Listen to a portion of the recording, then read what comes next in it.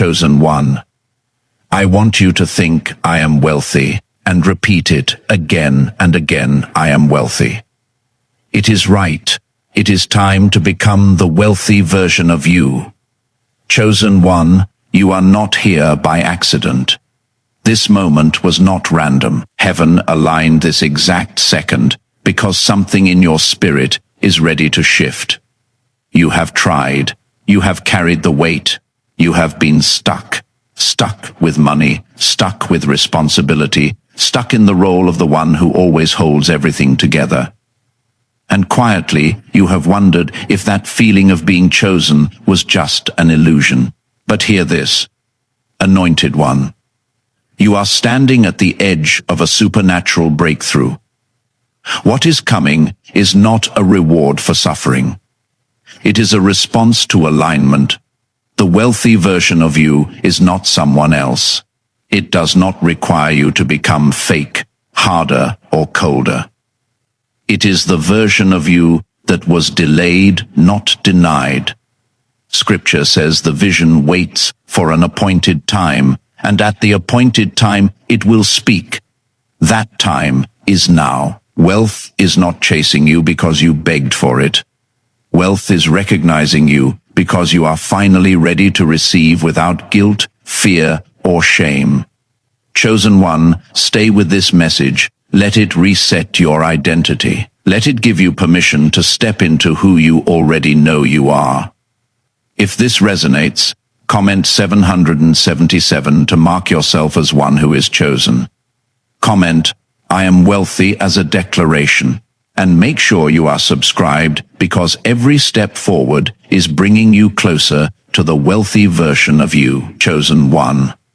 Let me speak to the part of you that stays quiet, the part that pays the bills first and asks questions later, the part that learned how to survive before it ever learned how to receive. You didn't arrive here because you were chasing wealth. You arrived because something in you is tired of carrying what was never meant to be permanent. There was a season where money felt heavy to you, not because you hated it, but because every dollar had a responsibility attached to it. Rent, family, expectations, promises you made when you didn't have much, but still said yes anyway. You became reliable. You became the one who figured it out.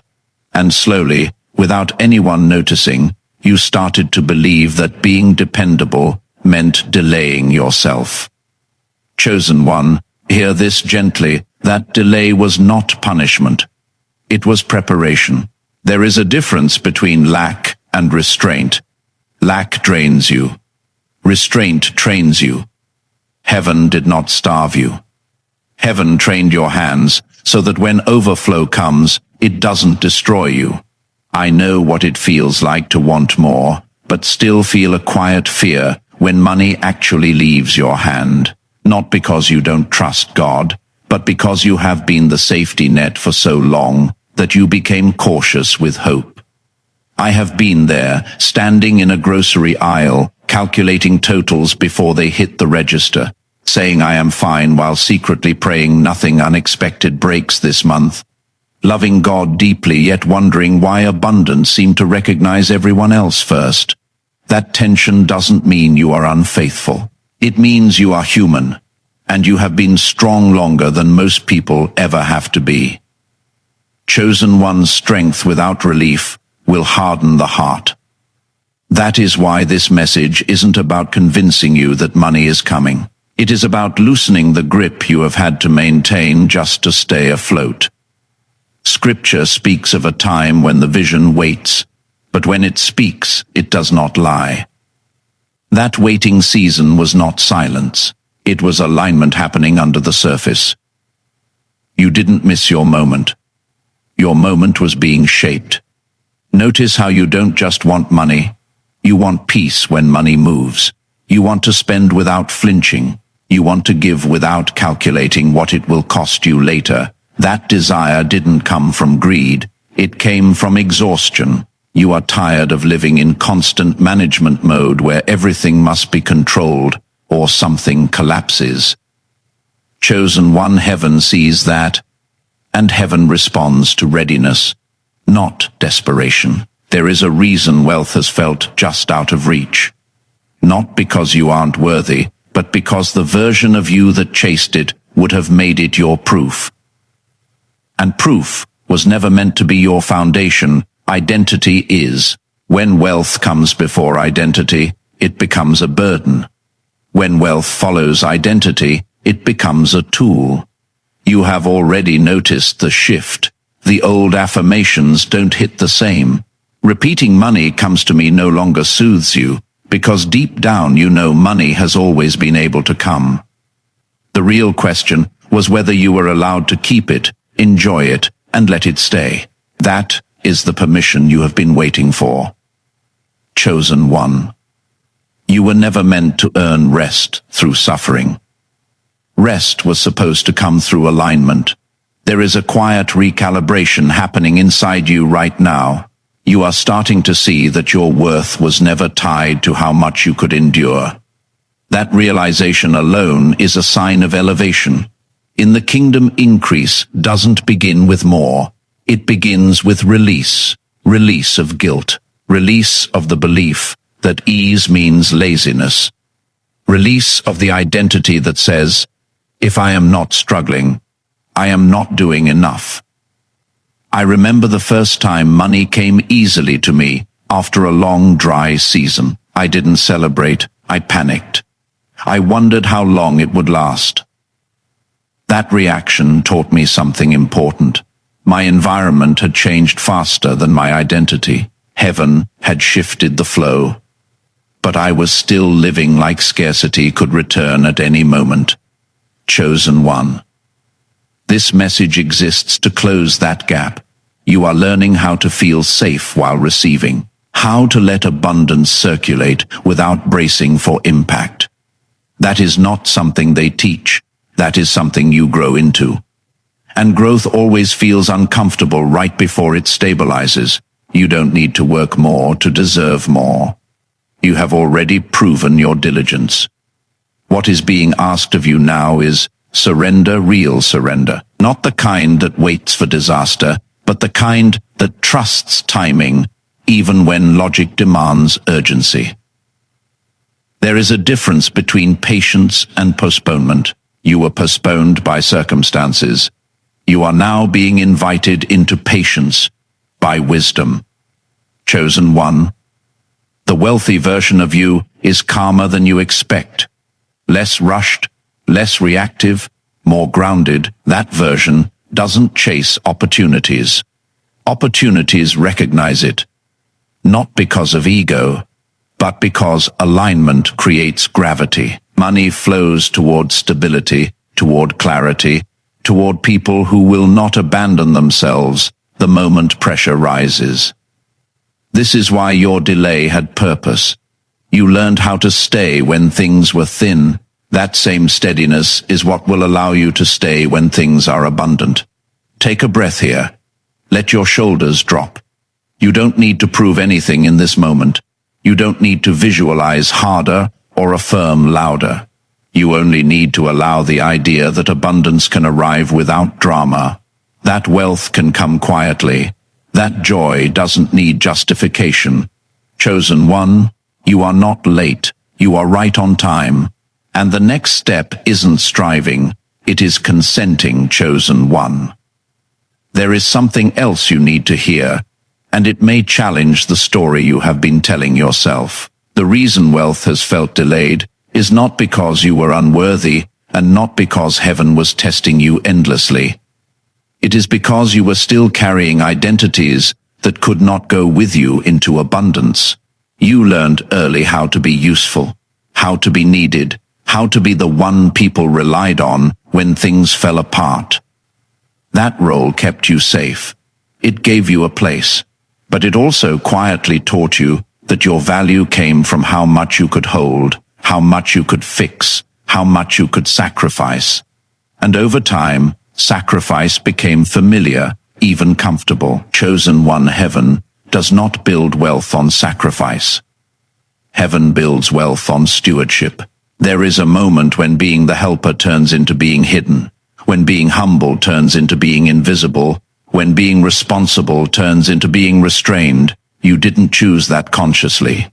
It happened slowly through years of saying later to yourself, so others could have now.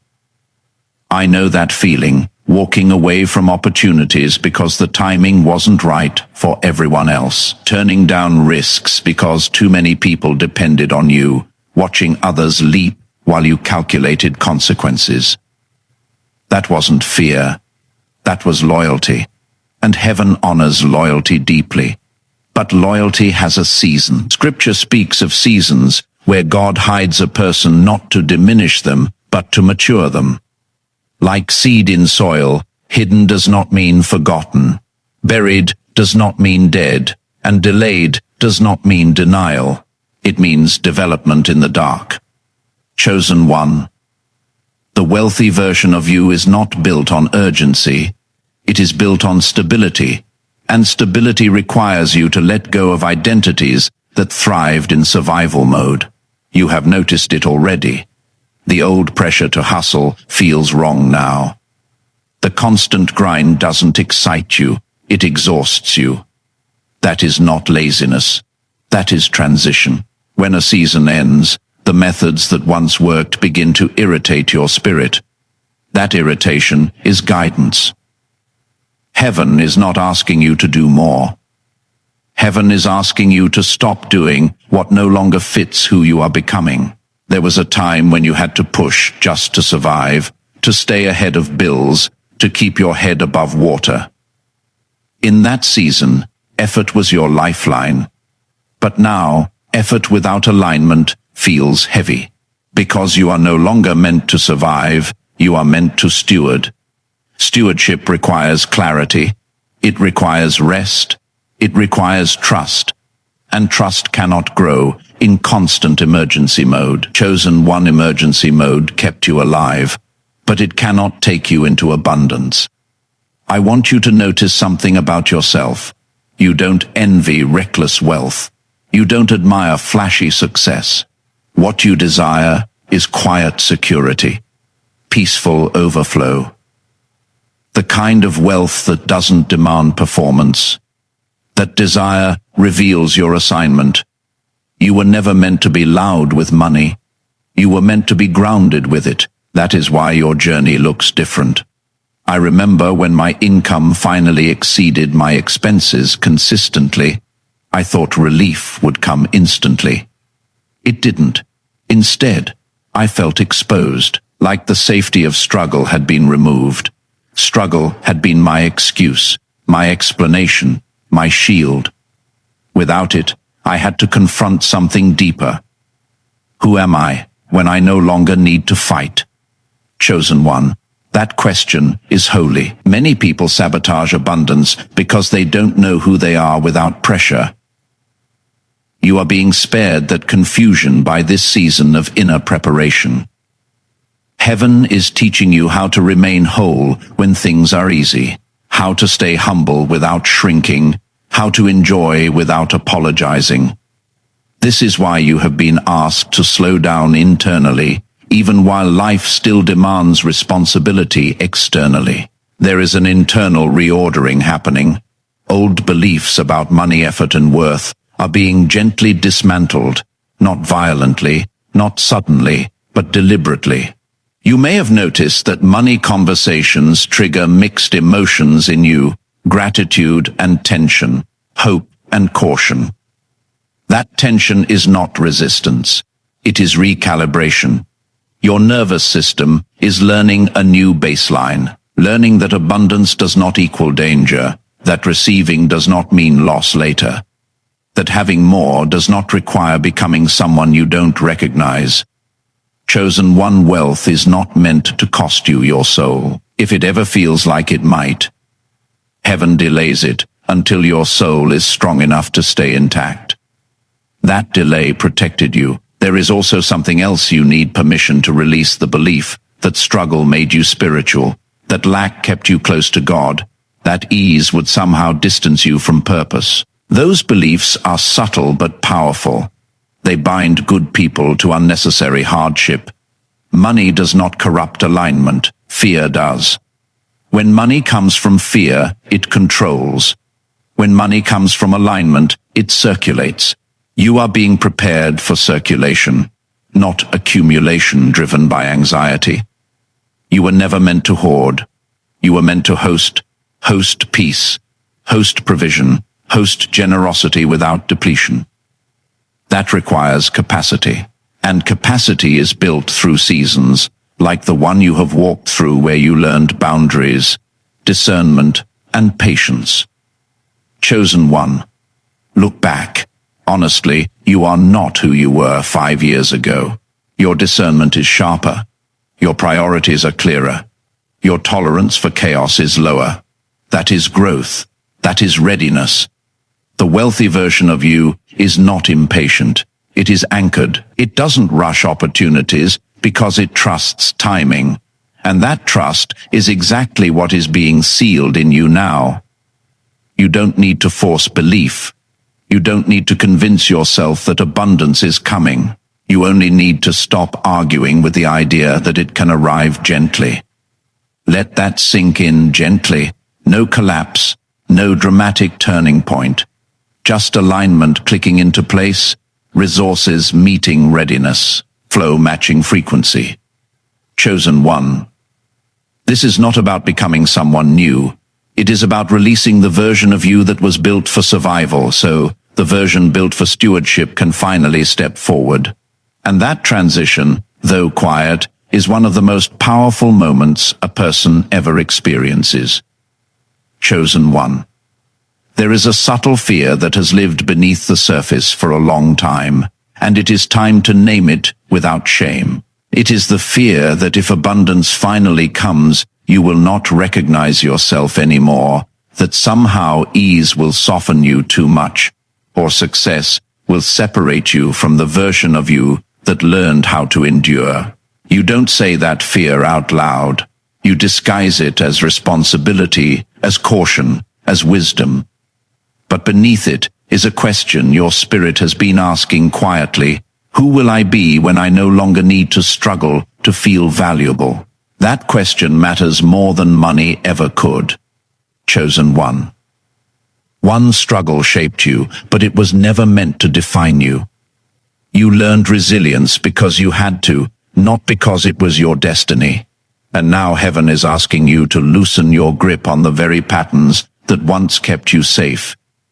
Safety and destiny are not always the same thing.